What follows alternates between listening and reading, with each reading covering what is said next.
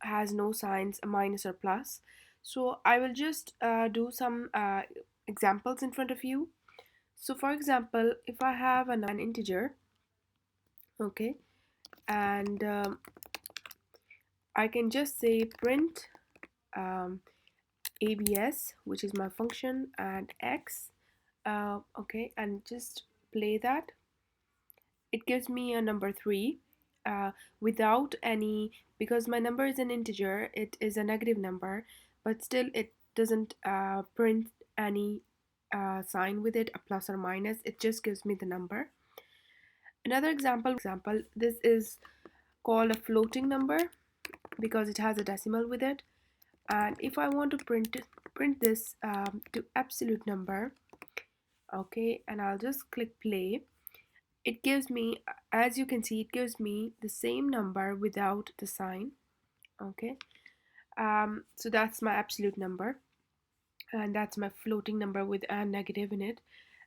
If I have it, okay, and here, and I will print the absolute z, and let's see what it prints. It prints 7. Okay, so 3 plus 4 is 7. Number, j is an imaginary number. I'll just print the absolute, okay, of the complex, and I'll just print that.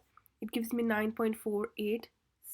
Okay, so this is a complex number which has an imaginary, for example, it calculates 3 square, so which gives me 9. 3 by 3 is 9 minus, and there's 9 times 9 is 81.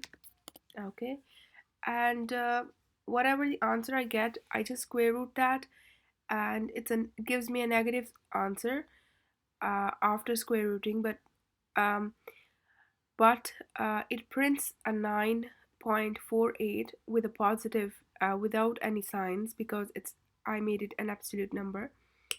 So you can just have